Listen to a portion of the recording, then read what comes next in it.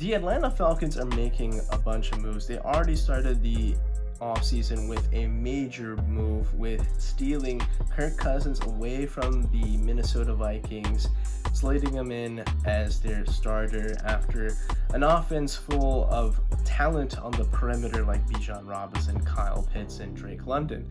But their quarterback play has been mediocre at best, and now we are going to see what Kirk Cousins looks like once he's fully recovered from the Achilles injury. He's on track to start the regular season. It's just still in the middle of training camp, but he's looking good. The biggest thing, at least the more recent headlines, have been with the recent additions on the defensive end. They brought in Justin Simmons to pair him with Jesse Bates at the safety position, so that's great.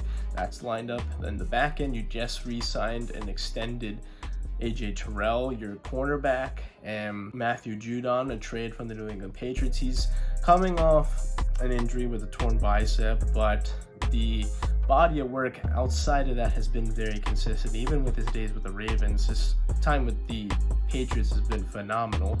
And now you're thinking, now they made some moves, they got the pass rusher that they were missing, and Atlanta's looking pretty good. Looking at the division, I'm only seeing the Bucs as real competitors. They are two-time defending champs at this point. They've won the division a couple of times. They've been good. I do think Atlanta on paper has a lot more talent. They just needed to get better quarterback play. Tampa Bay's secondary has taken a couple hits. They lost players into free agency, and I don't think Baker, while did look good last year, I don't know if he's going to be able to keep that up for another year. We haven't seen consistent work from Baker. He's usually, when the chips are down, he's going to play at his best and then kind of middle of the way. Bucks are okay.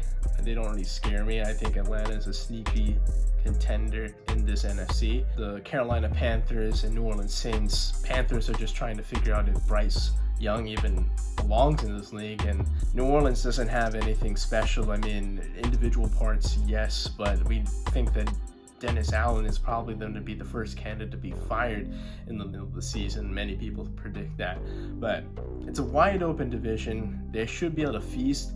Even if they split against Tampa Bay, I expect them to sweep the Saints and Panthers as due to superior talent. If they do that, that's 5 divisional wins, and that helps with NFC tiebreaker situation because that boosts your conference record. Being a third place schedule, that means that they get to play lower-ended teams.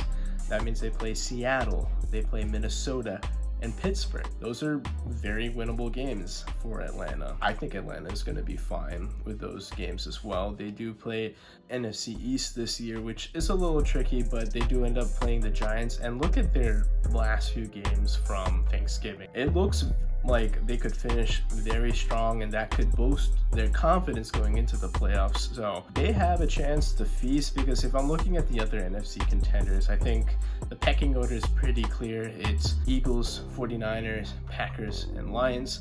And Packers and Lions are already in the same division, so they could pick off each other. San Francisco's a year older. They are banged up on the defensive side. They're still trying to work off that Super Bowl loss. The Eagles have a bunch of moving parts with their coaching staff and their roster. I think that Raheem Morris has learned a lot from his first gig as a head coach.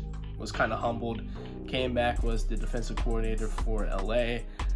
He's built a lot of good relationship. He can galvanize this group of Atlanta Falcons, and I do think that Atlanta has what it takes to be an NFC dark horse. They could feast on some of these NFC teams, have a really good conference record, and they could be a team that finish maybe top 3 in the NFC playoff race just due to feasting on a poor schedule.